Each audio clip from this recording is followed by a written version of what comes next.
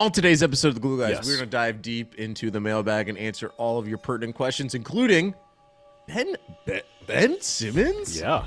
Yuta Watanabe? Let's go. Kyrie Irving, stacking dubs, off and running. Let's go. Let's get right to the show.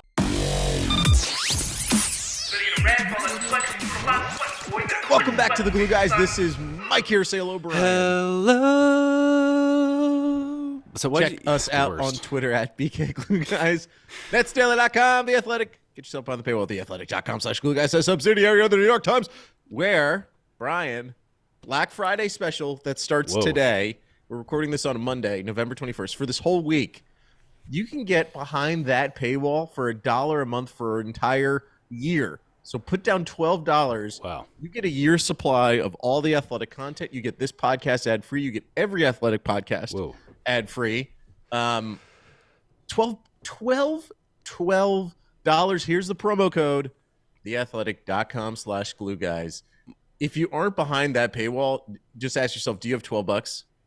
Do you have $12 with which to dally a bant and throw around on the ground and say, I'm about to get the best sports content in the world? You know, not everyone knows $12. So, hey, those are our partners.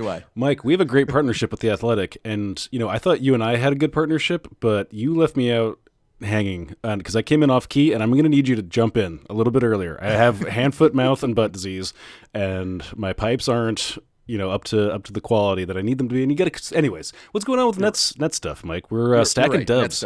We're stacking dubs against the best of the West, Mike. I think this, you know, best of times, worst of times. I think this is now officially the best of times. Yeah. Kyrie is back.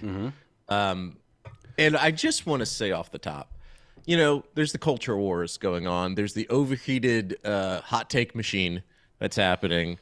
We see it all the time. Yeah. Obviously, you know, I've been pretty passionate about the things that Kyrie had tweeted out and Instagrammed, that documentary that I watched, then I read the book. And you regret your behavior. And now it's your time for an apology. I was wrong. Yeah. I was wrong. He was right. The documentary is flawless. No, it was a perfect documentary. That's my Nice. Trump. Good. Well done. Not bad. Thank you.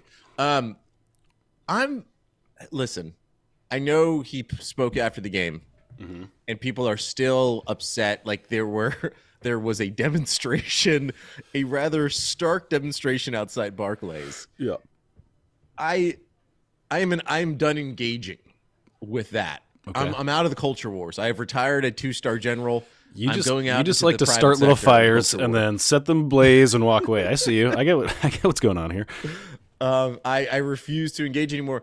I listened to Kyrie's interview with Ian Begley of SNY. Congrats to Ian for getting that. I then watched him in postgame. Could we parse through words? We could parse. We could have a little parcel of words, but I don't really care about. I mean, honestly, at this point, like I think he's relatively authentic, and I think let's enjoy basketball, right? We're here to until stack the next Ws. controversy. We're here to stack W's, and you know we hold each other accountable. And to the extent that accountability was held, hey, it's a to and fro. You know, all of us together, humans, just holding each other accountable. And then at the end of the day, the North Star is W's, Mike. That's all that really matters. All we care about. Yeah. The soulless pursuit of W's. Yeah. And to get to that, this is a mailbag pod. We have some fantastic email. netspod@gmail.com. And I urge everyone, we're also on Discord. Link in our Twitter bio. Discord.gd/glue guys is the actual URL.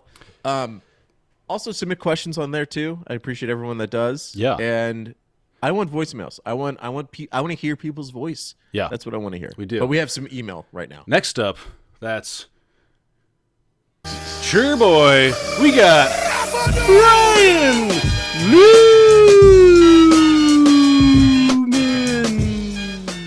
Had to get the big one out. They're not all gonna be like that. AKA DBronx1414 in the Discord. Shout out to the Discord. Again, you guys are missing out. There's links everywhere. It's in the Twitter bio. It's in the YouTube description. It's also discord.gg/glue guys. Mike said it right. Gentlemen, Ryan says, with Ben Simmons playing well, do you think this makes getting another center more or less important? Ben has been solid at the 5, but it seems to me that that's not his best position. And this team still lacks a true big who can match the physicality of guys like Steven Adams and Jonas Valanciunas. On the other hand, I would hate to get a guy like Miles Turner and relegate Clax to the bench. Love Rhino. Love you back. Mike, we saw Ben Simmons and not Nick Claxton last night for personal reasons. So we had a little glimpse of what it would look like if we had a full, eclipse of the Clax. Eclipse of the Clax.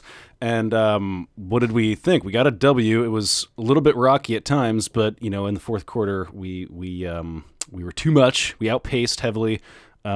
Is that sustainable? I mean, obviously we don't need to think about a world in which we don't have Nick Claxton, but is Ben Simmons at the 5 a permanent solution? Because I'm just getting ahead of it. A lot of the emails are going to be about spacing and how having all that spacing around Ben Simmons is pretty necessary to make it work. Yeah, it's a very interesting question and a predicament that Jacque Vaughn is in. Because if you think about it, so we saw what Ben Simmons is like at the 5 with that starting lineup. The shooters surrounding Ben Simmons. Ben played his best game as a net. I currently, on the YouTube, have his shot chart from the entire season. There are only 2 shots he's taken outside the paint this entire season. And, well, 3 of them. One is like a half-court 3, which you can't see, which is like in my solar plexus. I was going to say. Yeah, solar plexus. And 2 of them are like just outside the paint to the side of it. This team without Claxton, though, I mean, the Gonchar, Aldama, this Grizzlies team was able to get to the paint. And the only reason why there was any close at all was because it was pretty easy for them to get to the bucket. Yeah. And that's on Ben. What Ben is good at as a defender, and actually you're minimizing by him being let's say he's a permanent 5, right? To go back to D Bronx 1414's question. If he's like a permanent 5, you're minimizing what makes him so special is the fact that he can switch onto everyone. His lack of responsibility having to guard the paint makes him a better defender. Perimeter defender, switchable, everything. When you make him just a 5, which was necessary in this game, so it's not even shots at Jacque Vaughn. I don't know. The team had no rim protection. Particularly when Markieff Morris came to the game, who had his best game as a net. There's just zero rim protection. So I do think that there's going to be a need to get a decent backup big. I think Clax is. Let me ask you this, Brian: has Clax played good enough to think that this team doesn't need a starting center? That in fact they have a starting center. It's just that they need, a backup big to soak up some minutes. And this is why I'm pretty thankful for the current status of the Jacque Vaughn hire, because, for me, in previous iterations of the Steve Nash roster management situation. More like mismanagement. Yeah, exactly. There was a lot of inconsistency, but it was like with this sort of caveat of it's experimenting. We're just always perpetually experimenting with not a whole lot of control experiments or anything really guiding our hand. It's just experimenting for the sake of it. It's like me when I had a chemistry set in 9th grade. I didn't follow the instructions and I was experimenting, right? And nothing happened. Did you actually have a chemistry set? Yeah, of course I got one. But I was not a student. I wasn't good. I wasn't smart. And so just mixing the different things and nothing would happen. So that's sort of what Steve Nash was doing with the roster. And this is all to say that in this case, Jacque Vaughn did, after we were kind of getting bodied by Steven Adams in, the first half. And, Markieff Morris came out to play potato sack defense on Steven Adams relatively quickly. An experiment that's worthwhile. It was, mixed results. It was pretty good. Markieff had a decent game. He's been not talked about much this season to this point. But in that... Besides calling out Ben Simmons in the locker room. Right. That's what he's here for. Honestly, that is, yeah. That and potato sack defense. So he fills the Jared Dudley role, truly, to a T. He's been filling the Jared Dudley role because they had beef. It's a lumpy potato sack. It's a full potato sack. He's a big guy. We saw him up close, and he's a big man. Fun little note here. Yeah. I won't name who it is, but friend of the show went to the Lakers Nets game and sat rather close to the court and informed us. So the Nets had a back-to-back in L.A., and obviously they beat the Clippers and then lose to the Lakers in a bad loss. And someone shouted out to Markieff, how you feeling? And he said, I'm tired as hell. The implication being that late night. And Jacque Vaughn, to his credit, after the Sacramento Kings game, said one of the great – he's already been a better quote than Steve Nash, and that's all I care about for my coaches. Yeah. He said this, I don't know if our minds our bodies and souls are still in LA. LA will do that to you sometimes. I'm like, good. Hey, they went out hard. I mean, after that Clippers game, yeah, Clippers Saturday night into Lakers Sunday. Yeah, up late. Just a complete bender for the whole team. A team bonding experience that, while it, short-term losses stacked up, hey, long-term, it's invaluable. It's invaluable. Yeah, absolutely. But anyways, that's all to say that, like, I don't know that we need, like, people are looking for a solution for, like, the center question. And as long as we can read and react in terms of who we're putting in the rotation, when and why, like, it's not that super important to me that, like, Nick Claxton or Ben Simmons is designated starter. I mean, like, for political purposes, Ben Simmons is going to get that starter position. It's just like he's already back in there, and it's just going to happen. That's going to be the way it is.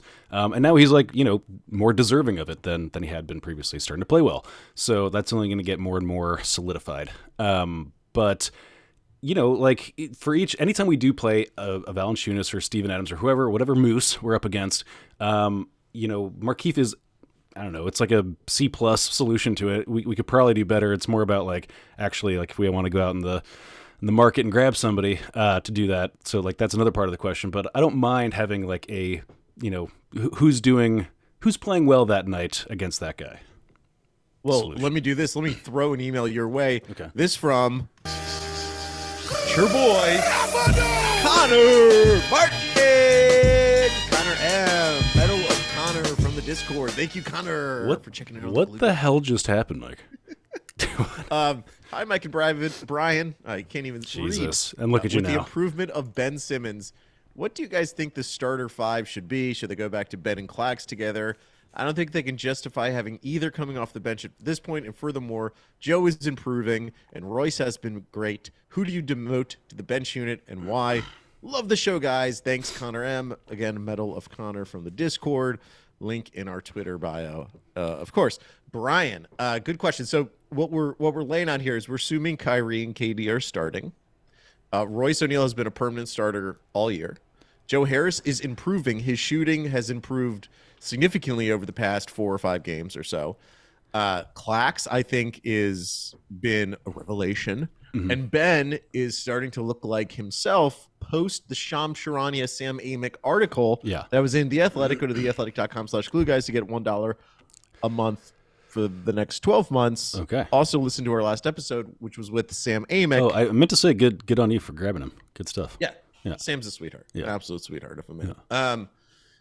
So this is an interesting question, and this folds deeply into the question with DeBronx1414 on the Discord, which is, by the way, I don't know what's happened to me. I'm saying weird usernames, and I'm just saying promo codes. Yes, you're a plug machine. Yeah. What do you do? Do you start Ben and Clax back together, meaning that one of Joe and Royce goes to the bench? Do you bring Ben off the bench and say, Ben, dude, just feast on some second unit, get your numbs, get your vibe back? Or do you put Claxton on the bench and say, hey, Ben is the superstar. He's playing better. We don't want to mess with his mojo. You, Claxton, go to the bench. What do you do, Brian? What do you do? Yeah, it's tricky. I just said that Ben is starting, right? Right. So I think, like, there's like 2 versions of answering this question. There's one which is like the player development version, and then the other that's like get wins pronto version. So, like, if we had all the time in the world, and we, it's not that we don't, but I'd like to get at least past 500 here pretty quickly. We could do the experiment. It's only November 21st. I know. It feels way late in the season. We got plenty of time. It's only November. At some point it would be good to have them learn how to play together. I think, like, being like Simmons, Claxton, and Ben Simmons, yeah. At this point, though, I think, like, the optics are so not good, and, like, not only just the optics, the analytics are, like, when they play together, it's not a good offense. It's not happening. I mean, again, small sample size theater. They, Ben was rusty, so on and so forth.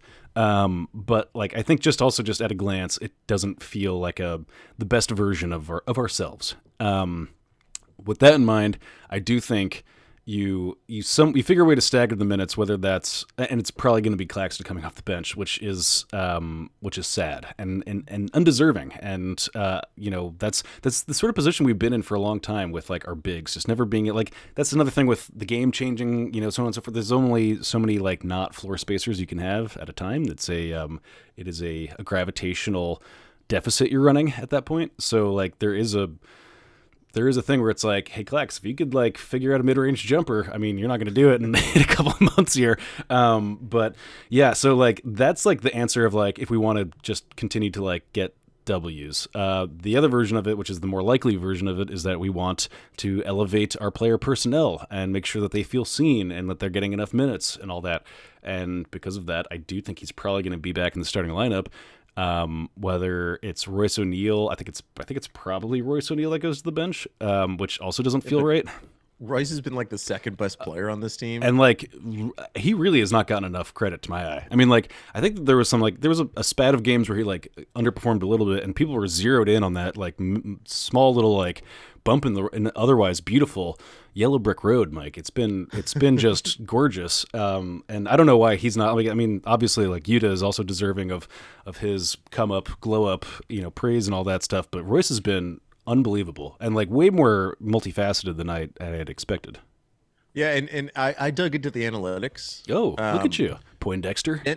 Ben Simmons and Royce O'Neal, essentially two new players on this team because Ben didn't play last year, are leading the Nets in passes per game.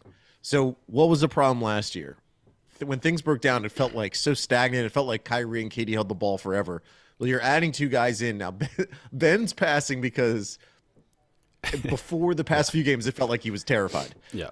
Which I do want to like. We need to actually like address maybe what's different about Ben Simmons. But Royce is adding this element that I didn't expect, which is like he's become the secondary ball handler, distributor at times for this team when he's playing with Kevin Durant. I mean, when Kyrie was suspended for that time. And so to address the question, if I'm closing my eyes because I know how painful this sounds, but I think Ben needs to continue to come off the bench. I know he's played really well the past few games, particularly this last game against Memphis was so exciting. Alex Schiffer of The Athletic, friend of the show, had a great lead into his story where he referenced a particular play in the game. This is the very beginning of his story about the Memphis game, about how Ben Simmons is streaking down the floor, transition, ball in his hands. Kyrie is off to his right, available for a pass, but Ben doesn't even pass the ball, just goes straight to the bucket and scores. And what we had seen so many times previously was Ben was always looking to get rid of the ball. And again, if you're on the YouTube, you can see the shot chart. Yeah. I mean, the reason why he's averaging, like, what's his field goal percentage? Like 70% from the field or something insane. It's because he's just dunking the ball and layups. Yeah, primarily it's layups. Working. Yeah. I think ultimately what you need is Clax starting because he's a true center. He's really strong rim protection. He's actually just as good of a switching defender at this point as Ben Simmons is. His role as a center is more defined. Where like when the game gets in half court, Ben is still figuring out what he's like in half court. It is still like if the game slows down, he's kind of waiting in that dunker spot and not tremendously active. I also want to say, just to pinpoint a little bit on what you're talking about, is they're running a thing for him, which is actually a better utility of his particular skill set, which is I don't think he necessarily needs to bring the ball up. I don't know why they keep giving it to him to bring the ball up. I kind of like him. Like, he needs runway, right? The issue with Ben Simmons is he needs runway, and when your half-court defense is set, that runway becomes clogged up. It's difficult. So there was a couple of instances, though, where he kind of like was trailing the play, and then, instead of being like a trailing three, he just like gave himself enough runway to get past that like first pass and actually like hit into the key with like some real momentum. And like insofar as we need to be running plays for Ben Simmons, which already is something that we may not even like super need to do outside of just like, hey, get him going. That's like the best version of it. It's sort of like the 2016 version of Giannis or something, where it's like he's somewhat limited outside of just being like, get enough speed where that forward momentum just like makes good things happen one way or another. So like there's a way to like do that in the half court. It's just like, how much do you want to go to that? And you know, I guess I could actually make an argument for that because like when he is engaged and when like last night was the first time I've seen him have that like truly breaking out of the rust moment, you know, where it's like sometimes when people are rusty, and you know about this, Mike, you've been rusty for, you know, huge swaths of time, that it's nothing at all and then all at once, you know, it's like it gets really hard and then all of a sudden you have like that you bust through the rust and it all flies off. It sounds very sexual. Yeah, well, you know, Is it true? Do you lose it if you don't use it? Is that what he says? Anyways, so wait, if you use it, I don't know how to touch that. But yeah, so he was having a breakthrough moment, and nicely done, and that was that. So I don't know where we were going before that, though. Oh, yeah, I mean, yeah. So again, I think if I'm Jock Vaughn, I'm gauging what it means to Ben Simmons to come off the bench, because I think the best lineup still right now, and the best thing for Ben Simmons, the best thing for the team, is Ben is the first guy off the bench. He's getting 25 to 30 minutes a game. But Clax is starting the game because also with Clax starting the game, he's starting against the other team's starting center, which is what you need. Defensively, they shouldn't have given up that many points to the jawless, JJ-less, Baneless Memphis Grizzlies. And the Memphis is like one of those culture teams like the Heat and what the Warriors used to be until this season, where like you could just mix in guys and they're just producing. Like they have that kind of vibe about them now. But still, the Grizzlies were getting to the bucket so easily. So Ben is really not a 5. Yeah. In terms of around the bucket defensively, he is again a super skilled all-NBA wing defender who can guard the paint a bit. So, and also why I like Ben is like if Ben's coming off the bench. Maybe he's then playing with the mix of Royce, Joe. He's just playing with all shooters, right? I think it's actually a good problem to have, the fact that we can even argue that Ben Simmons versus Claxton is a thing. But I think we kind of both agree. You know, I think they may do this. I think the ultimate solution is like Simmons and Claxton starting. But those are going to be bad minutes. And I think quickly it's going to be, okay, when can we sub out one of those two and put in Royce or Joe, depending on whoever it is. Next up.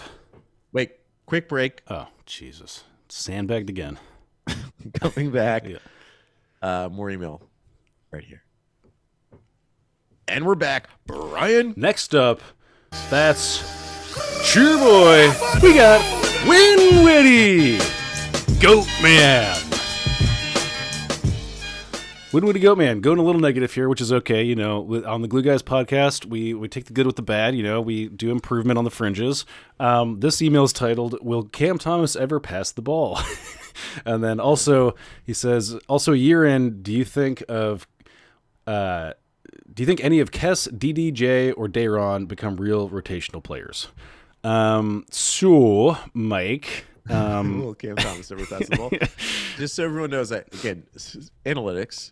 Cam averages per touch. He averages 4.8 seconds per a touch, which is the highest on the team above Katie and Kyrie. Yeah, he dribbles the most on the team when he has the ball. But here's a sliver of sunshine, and this is something I've been talking about with him. And I would sit him down if he was right here right now, and I would tell him this. Very low number of threes he's done this, but on catch and shoot threes, he's shooting 40%. Hey, there is a off ball shooter. That's an NBA career scorer. right there in a number. That gets you another couple of contracts if you just keep that up at a higher volume. If you are catch and shoot three open guy who then can create off the dribble a bit, that's a $15 million player. Yeah. He just doesn't play like it right now. The negativity of this, though, I appreciate. In a jubilant year so far. I mean, it's been nothing but smooth ice and sailing this season so far. Of the mix of Cam Thomas, Kess, we always do this. Cam Thomas, Kess, David Duke Jr., and Dayron. Are there any stickers? Any guys that are going to stick to that rotation? Any guys that are going to be in there?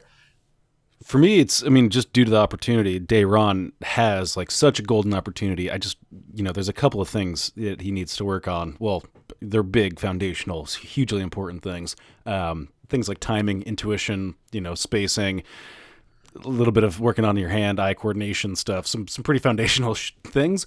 But, just because like he is as big as he is and would otherwise be such a good, utility piece to qualm a lot of the concerns we have about our front court rotation. I think he still has like his foot in the door. I do worry about Kess. Pretty worried about his future with the Nets here. Not that I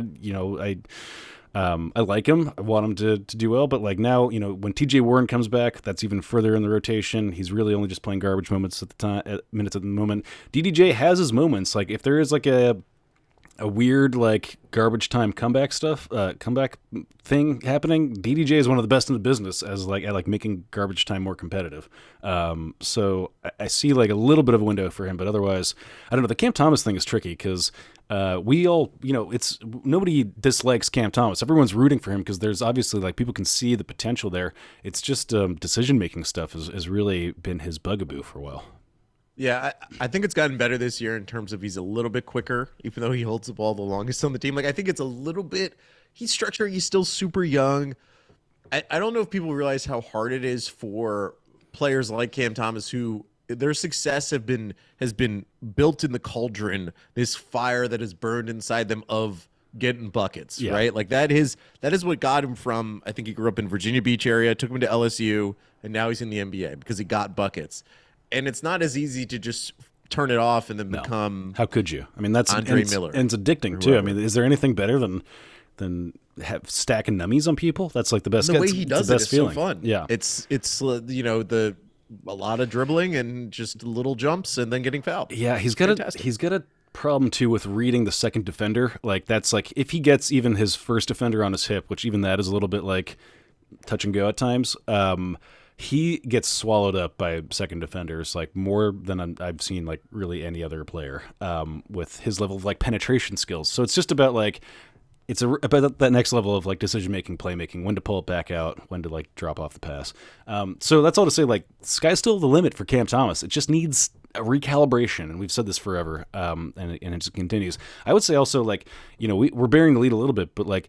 Yuta Watanabe is nowhere in these emails, and one of the things that Yuta does quite well is just, that instant triple threat, sort of decision making. He's either going to shoot it, he's either going to drive it, or he's going to pass it, and that decision happens instantly. It's how a lot of guys get over at this level. So you look like you have something to say. Well, here a couple bullet points about Yuta. I don't know why I got in my analytics bag. He's second highest on the team on points per touch. Mm-hmm. Okay, that's behind Kevin Durant.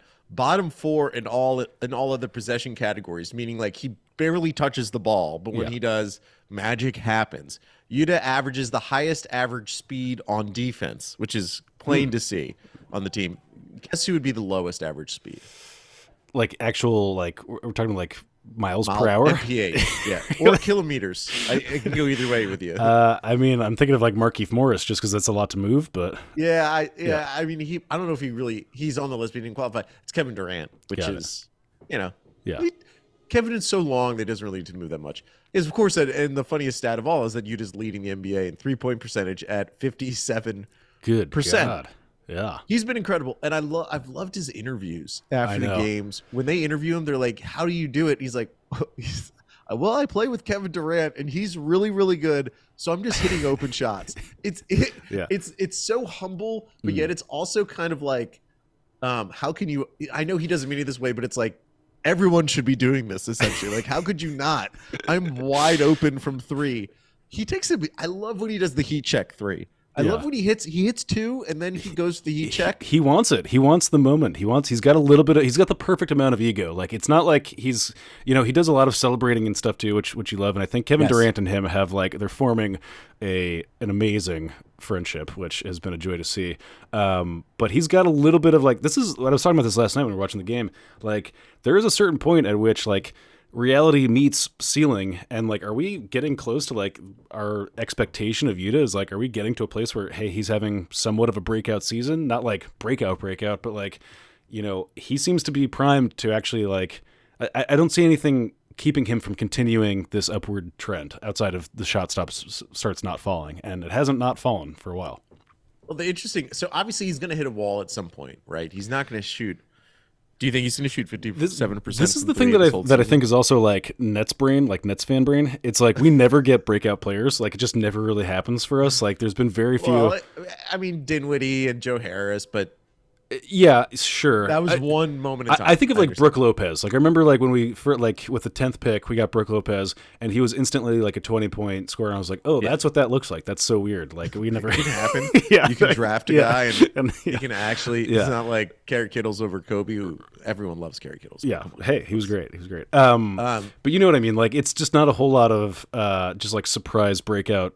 You know, more so the case with the Nets. Under this regime, yeah, where every role player, and we talked about this, but every role player seems to be, LaMarcus Aldridge. It's just old dude, old crusty guy on his last legs, cry macho Clint Eastwood. It's just the end of the road for all these dudes. Yeah. Quick game, okay? Yuta verse in terms of who would you rather have? Okay, I'm going to start. Yuta versus Steph Curry. Who would you rather have? That's a tough one for me. That's going to be a tough one. Wait, is this a real game? Do you want me to actually play this? Do you know who actually who's these are the top 4? This is top 5 salaries in the NBA right now. Steph Curry, John Wall, Russell Westbrook, LeBron James, and Kevin Durant. Eesh. What a list. Some names on there. It is obviously Yuta's going to have some bad shooting games. The other thing about him is like, does the defense start giving him like a smidgen of respect, and how does that affect him? The thing I like about Yuta is that there's dimensions to him. He's not amazing. Like but I'm gonna stop you right there. I think we need to stop qualifying what's happening with Yuta Watanabe. I think we saw it. I remember nobody puts Yuta in the corner. Game 1 of preseason. I came on this podcast, and I want to be on the record for being historically right about Yuta, because I was like, I think Yuta and Edmund Sumner are two guys that might have potential to actually play rotational minutes on this. Edmund has been now probably cast back in the shadow realm because Kyrie's back, which, whatever, you take it. But Yuta is in prime position to play a lot of minutes because his skill set is exactly what we need and what every team needs at that position. So I'm going to go on the record and say, like, I'm expecting continued growth from Yuta Watanabe. I'm not couching any of this thing. The optics are too good right now. It all looks very confident. He does, like, really good read and react. He doesn't overplay. He has a good intuition. He's at the right place at the right time. There's like a lot to like about you. He can really just play basketball at a high level. It is the perfect.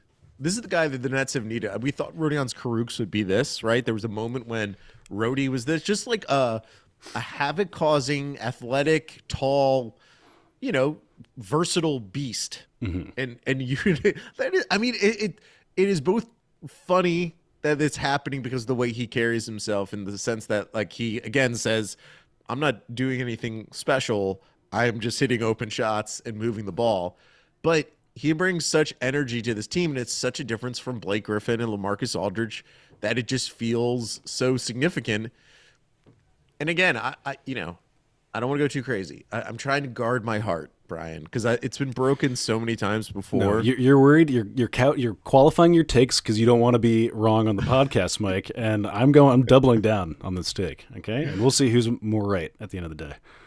He is the exact type of player that this team needs. It's the type of player that, like, he was on the Raptors last year. It's the type of player the Raptors usually always have, which is just a guy who active, long, switchable on D.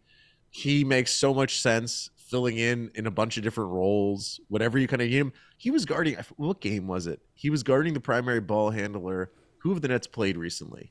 They played Blazers, played Memphis. Oh yeah, he was guarding Dame. Jacques put him on Dame, mm-hmm. And that's a test. And obviously Dame, roasted him a couple times, but Yuta was firmly in position and forced Dame to pass the ball on other possessions. That's an interesting element. And I do want to see the defense of, like, Yuta, Royce, Ben Simmons, Claxton, and throw let's just say Kevin Durant, because obviously he's still an incredible defender. I want to see all that. I just want to see the length and the activity and the size on that front. Yuta's been absolutely a revelation. Ascendant. Is he the number one best thing about the Nets season so far, or is it Kevin Durant maybe being an MVP candidate? I mean, we haven't really talked about that. I'd say yes, only because it's the most unexpected. I mean, for me, I expected it. I mean, I don't want to. Again, I want to honor my past self and my scouting acumen. But for everybody else, I could imagine it being incredibly surprising. I'm still memeing. And for that reason, it is like, it's just one of those things where it's a surprise. It's just a pure joy. Like, Kevin Durant, is part of MVP conversations not infrequently. It's awesome. I mean, it's like, of course, like it's the kind of blessing though you take for granted, at this point. Now I remember I watched Kevin Durant hit these impossible shots every night, and that's the thing of like once you're spoiled with that, I feel spoiled. There's a fantastic graph on NBA.com when you go to like get shot charts for players. There's 5 different charts that you can get. One's like a heat map, and one's just the X's and O's. Yeah. One is this line graph that shows you one like the y-axis or the x-axis is like distance from the hoop, and the other axis is the field goal percentage. Mm-hmm. And some players like are a spike, obviously very close to the hoop, and spike for 3-point, but there's no middle ground. KD is just peeking all over the place. He's all over the court, exceptional. And like maybe there's a little dip somewhere, but he's so unique in the game. MVP. We have one more email, I think. Well, yeah. Can I also just this isn't an email. I wanted to dovetail this into a little bit of another thing because I saw those like hardwood paroxysm, the big brain sort of analytical Twitter accounts. Tweeted out something. I don't know if it was that one or it was a different one, but tweeted out something that was in the Discord, and I wish I was just looking for it, can't find it. But basically, they did an analysis of like a version of plus minus, but relative to the competition that they've played and how much the competition played. It's like basically trying to account for luck, which is like hitting contested shots that they wouldn't normally otherwise hit. And if you account for basically because I was thinking about this when we were playing Memphis last night, John Conchar was unbelievable in the first half. I was like, is this going to be another one of these games where just some complete rando with a Pokemon last name is going to just, blast us into having this be too competitive? And luckily that tapered off at the end. Him and Dylan Brooks went back regression to sucking, which is you would hope Magikarps. yeah, they sucked, and that's what they're supposed to do. They're supposed to not be good players. Nobody can. So, anyways, I was recalling that graph, and it was oh yeah, there is an element to which sometimes certain players in certain positions just hit more shots, and oftentimes people just kind of throw it to defense, and that's fair. Defensive rating is a very real thing, but then also there's times when they are defended and they just hit hard shots that are disproportionately hard to what the mean is.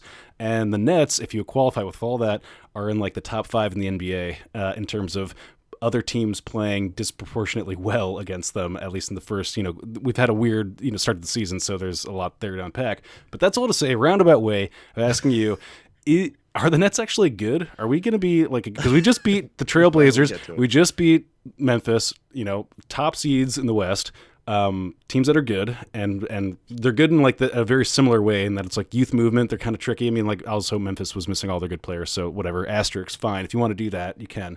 But are we thinking that the Nets are actually good now, Mike?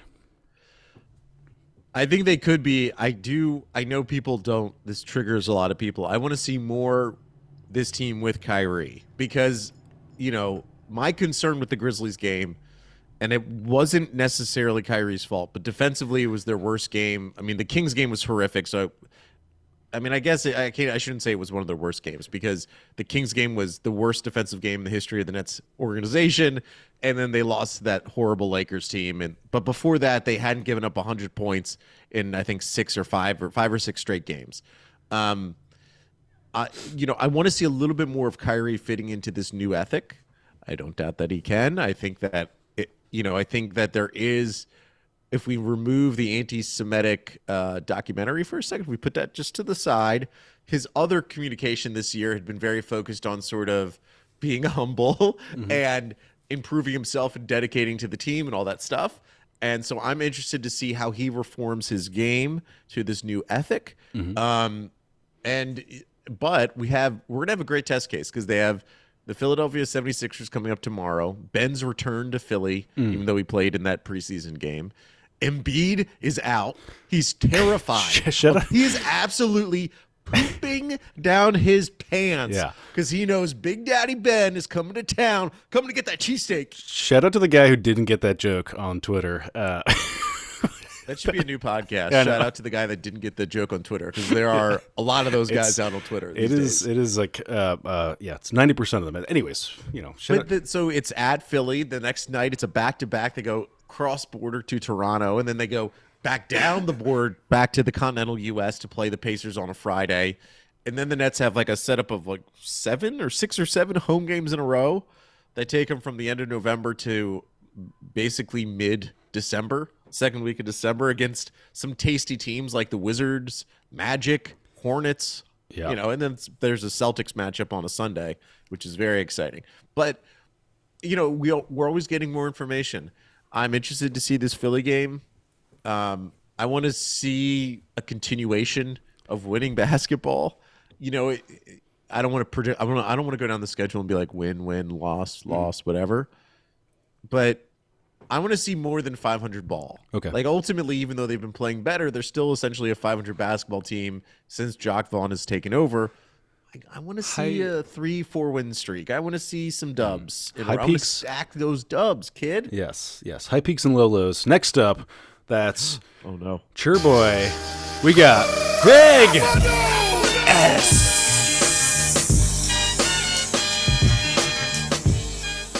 Greg S. Sorry, we Greg, got. that Brian was so weak on that.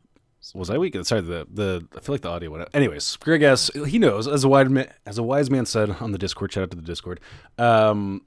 Hey, Mike and Brian. Okay, so knowing what you know of the season so far, what is one move you would have done the Nets didn't do, and one move you wouldn't have done that the Nets did do this offseason? Can I also frame this around a debate that we had last night? Royce O'Neal, Bruce Brown. I know we don't want to have that be the only constraint to this conversation, but there was, a heated debate on, because Royce makes, I think, more than Bruce. We traded a draft pick for him, but he's been good. He's been good. Yeah, so that's what's interesting. It's that Royce is more expensive and a cost of draft pick, but they control Royce for these 2 seasons. Yeah.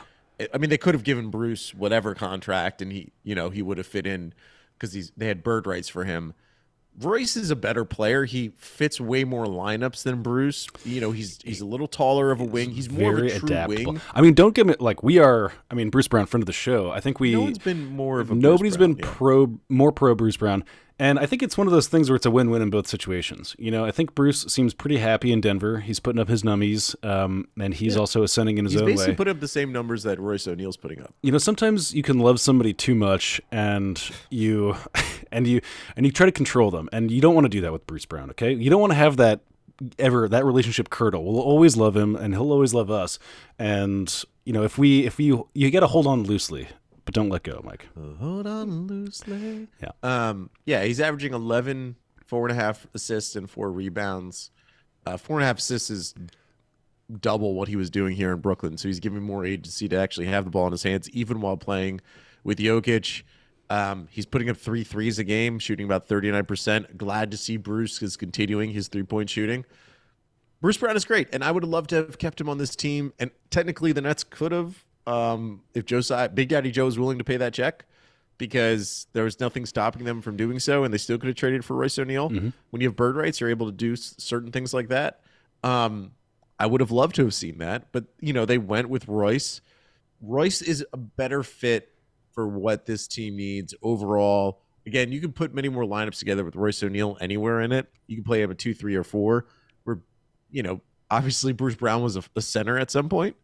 But that was obviously a gimmick. That was crazy. That was. So, but it pains me. It pains me to talk. I don't want to talk about I know. Let's not. But that doesn't super answer the question, because that's something the Nets did do that I would also do. So he's looking for a move. So the move that the Nets did do that I wouldn't have done, but the Nets did do, and I'll give Sean Marks, like Yuta Watanabe. Like, I had no clue that Yuta was this. Yeah. Right. And while immediately watching him in preseason, it was exciting. I wouldn't have done it, but then seeing him play, I'm like, oh my God, he's amazing. I see what you're getting at, because because that is an important thing. Because Sean Marks, despite everyone's sort of wanting to just steamroll the front office, continues to win at that low to medium sort of part of that meaty part of the roster. When those types of decisions come through, when he's allowed to pick those players and not Kevin Durant. Yes. Kevin would push back on that sentiment. Kevin's not always honest. Okay. All right. Wow. I love Kevin. Wow. And I support him as I supported him. A liar and a bad scout. There it is.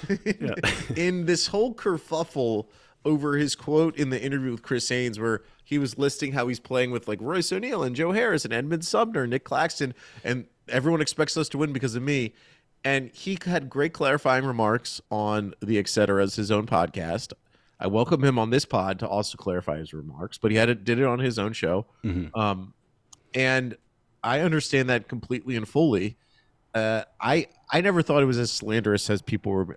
I think the outrage machine around the Nets is just so people are just waiting for something to come out about the Nets. So that I felt like you're a trailblazer on that, Mike. I mean, you set the tone, and hey, good on you for taking accountability and reeling it back a little bit. Good on you. I don't know. I have to think more about as well as like been what said. off-season move wish they would have done. Like, I think it's like getting maybe a real backup center, but I'm also not as stressed about the center issue as some. Yeah, the center issue only really rears its ugly head when we're playing against those types of teams. And there's not so many of them, but like when it happens, like having Steven Adams just like dunk on your face is just it's really disgusting, and you want it to stop when it's happening. Well, the problem is if Clax he was out for personal reasons, but if he misses 15 games for whatever reason because of an injury, then this center issue is going to be a big deal. Yeah. Like the Claxton is really saving us from the disaster of like having Ben Simmons play center for an entire game. Yeah. As much as I love Ben Simmons. Well, I also think like baked into that, not a recipe for winning. I also think baked into that is like sort of the latent accusation that Nick Claxton couldn't guard Steven Adams. Anyways, I don't know if you caught that. Anyways, Mike, our connection's getting Which I think is false. Funky. Yeah. So we're almost at the end of the show anyways, so maybe we just tie a bow on it. Yeah. That sounds great. Find us on Twitter at BKCoolGuys, netsdaily.com, The Athletic. Get yourself by the paywall, theathletic.com/coolguys. $1 a month for the next 12 months. Brian? Wow, that was like full rap god, Mike. That came out so fast. I'm impressed. Hey, thanks for having us. Bye, everybody.